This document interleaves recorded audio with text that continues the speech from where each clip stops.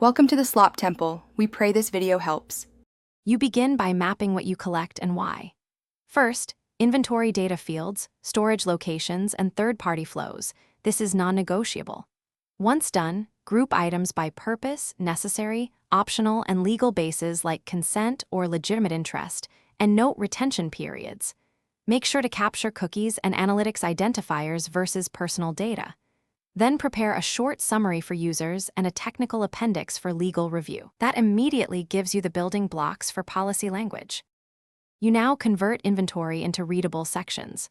Start with a clear intro, who you are and scope. Then explain categories of data and precise uses, cite legal bases, and describe sharing with processors or affiliates. Once that's coherent, draft retention timelines and user rights, access, correction, deletion, portability.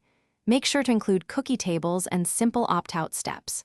Finally, add security practices and a contact point for privacy requests so users know how to reach you and what to expect.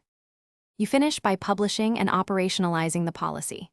Place a persistent footer link, surface highlights at sign-up, and record consent or preference events. Once published, assign version control and schedule reviews every 6 to 12 months or after product changes. Make sure to update third-party descriptions when integrations change.